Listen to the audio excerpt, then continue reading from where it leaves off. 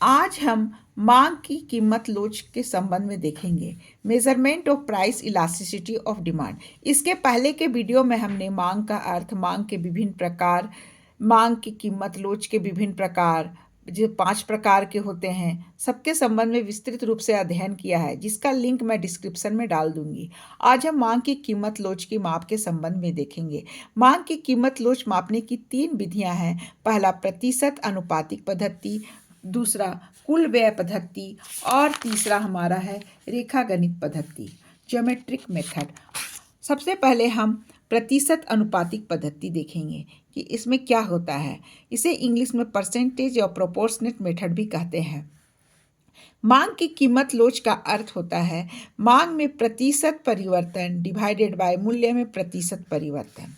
इसे हम कह सकते हैं मांग में अनुपातिक परिवर्तन या मूल्य में अनुपातिक परिवर्तन। इसे हम और दूसरे तरीके से लिख सकते हैं ईडी या elasticity of demand equal to delta Q by delta P into P by Q.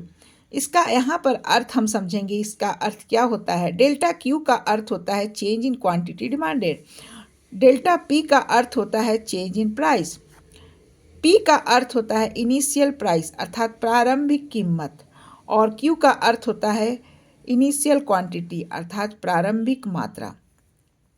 इस विधि से हम निकालते हैं अनुपातिक विधि से मांग की कीमत लोच। इसमें हमारे 5 प्रकार जो हैं, इसका लोच के 5 प्रकार का अध्ययन हम पहले के वीडियो में देख चुके हैं। उसमें हमने इसको फाइंड करके, इसके अनुसार वैल्यू फाइंड करके भी देखा है 5 प्रकार में किस प्रकार आंसर आता है। अगर हमारा 1 आता है तो सम लोचदार हो जाता है, यूनिट इलास्टिक। अगर 1 से अधिक आता है तो मांग की लोच इकाई से अधिक हो जाता है। अगर कम आता है तो मांग की लोच इकाई से कम, और अगर इन्फिनिटिव आता है तो पूर्णतः बेलोचदार हो जाता है, और 0 आता है तो पूर्णतः लोचदार मांग हो जाता है। तो इस विधि से हम मांग की लोच ज्ञात कर सकते हैं। दूसरा हमारा है कुल व्यय विधि, टोटल आउटले मेथड। तो यहाँ पर सबसे पहले कुल व्यय क्या होता है, कुल व्यय हम कैसे फाइंड करते हैं? तो कुल व्यय को निकालने का फॉर्मूला होता है कुल मात्रा इंटू मूल्य। टोटल एक्सपेंडिचर बराबर total quantity into price. T बराबर टी क्यू इंटू पी। इसके अंतर्गत हम मांग की लोच 3 प्रकार से निकालते हैं। पहला, मांग की लोच इकाई से अधिक।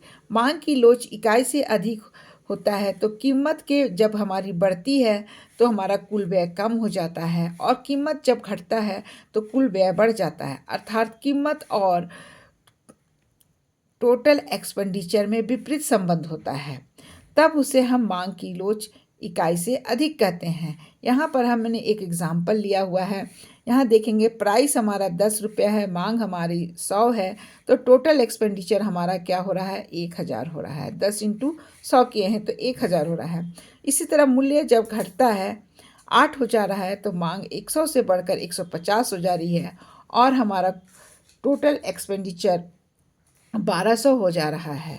यहाँ पर हम देखेंगे कि कीमत घट रहा है तो हमारा कुल व्यय क्या हो रहा है? बढ़ रहा है, और अगर कीमत बढ़ता है तो हमारा कुल व्यय कम होता है। तो इस तरह कीमत और कुल व्यय के बीच हम विपरीत संबंध पाते हैं, तो यहाँ पर हमारी मांग की लोच इकाई से अधिक हो जाती है। अब दूसरा हमारी है मांग की लोच इकाई के बराबर, अर्थात इसमें हम क्या होता है, कीमत के घटने और बढ़ने पर कुल व्यय में कोई परिवर्तन नहीं होता है, तो मांग की लोच इकाई के बराबर होती है। अब यहाँ हमने एक एग्जाम्पल लिया हुआ है। देखिए, हमारी जब कीमत 10 है तो हमारी मांग 100 हो रही है, तो टोटल एक्सपेंडिचर 1000 है। अब कीमत घट गई और हमारी मांग बढ़ गई, 100 से बढ़कर 200 हो गई, लेकिन हमारी टोटल एक्सपेंडिचर 1000 ही है।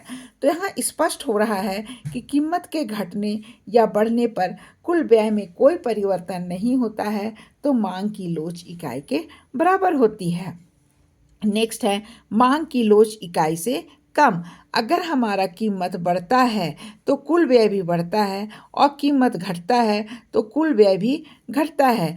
अर्थात कीमत और कुल व्यय में जब धनात्मक संबंध होता है तो मांग की लोच इकाई से कम होती है। इसे हम यहाँ एक एग्जाम्पल के द्वारा भी देख सकते हैं। यहाँ देखिए, जब हमारा कीमत 10 है तो मांग 100 है, तो हमारा टोटल एक्सपेंडिचर 1000 हो रहा है। कीमत घट गई और मांग हमारा 150 हो गया और टोटल एक्सपेंडिचर हमारा 900 हो गया।